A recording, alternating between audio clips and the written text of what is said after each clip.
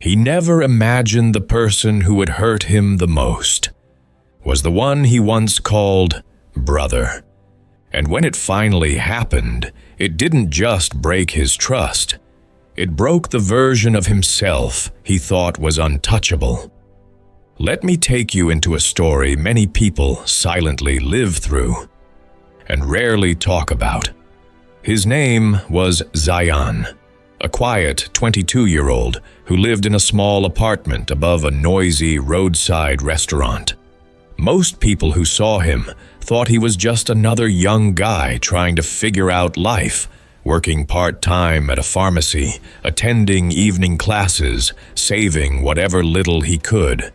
But behind all that, Zayan carried a dream he never talked about easily. He wanted to build something of his own one day, not something big or flashy, just something that made him feel proud when he woke up every morning. And the one person he trusted enough to share that dream with was Hasib. They had grown up together, same school, same street, same struggles. Hasib was loud, confident, always the one pulling Zayan out of his shell.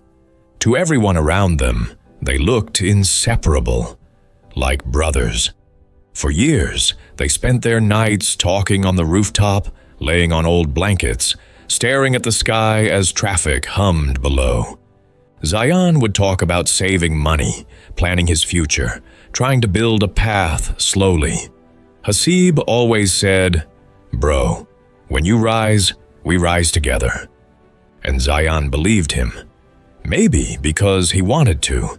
Maybe because trust feels easier than doubt when you love someone like family.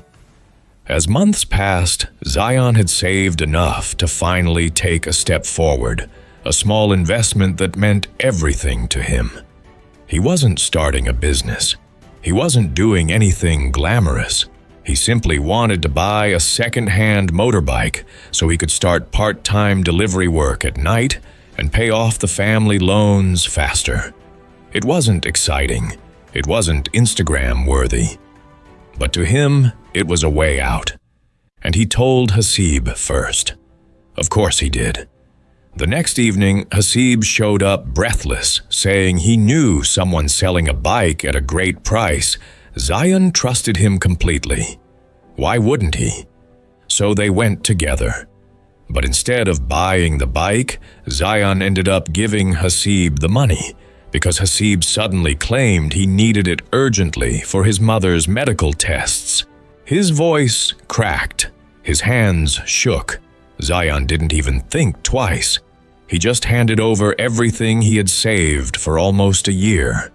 Because that's what family does, right? Or at least that's what he thought. The next day, Hasib vanished. Phone switched off. Social media accounts deleted, mutual friends clueless. At first, Zayan panicked. Then, he worried. Then something inside him broke. For days, he walked around in a fog, replaying every memory, every conversation, every promise. How do you even accept that the person you trusted with your heart turned out to be the person who used you the most? He didn't tell his parents. Didn't tell his friends, didn't even cry. He just carried it like a stone in his chest. Nights became heavier. His room felt smaller. Even his reflection looked unfamiliar.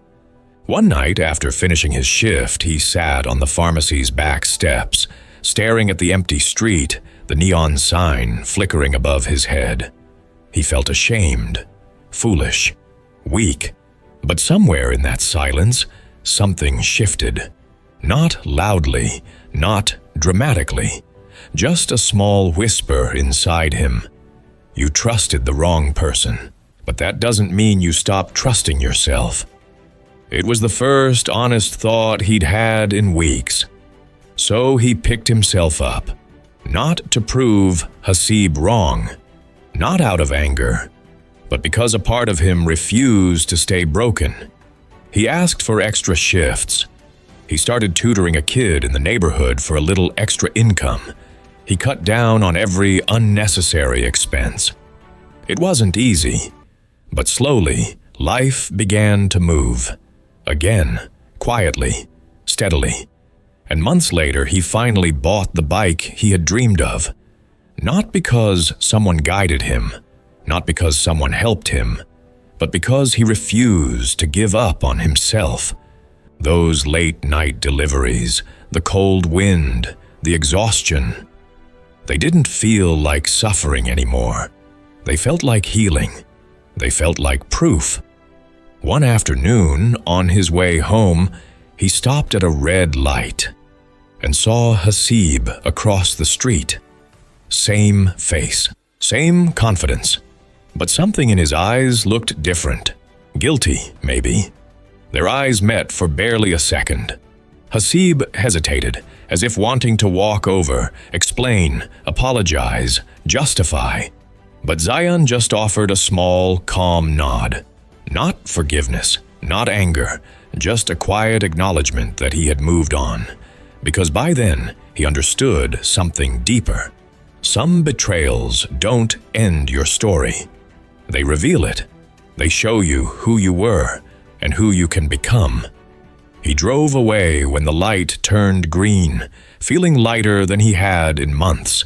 Not because he won, but because he no longer needed to. He had outgrown the version of himself that needed someone else to walk beside him. In the end, the betrayal didn't harden him. It shaped him into someone he never knew he could be.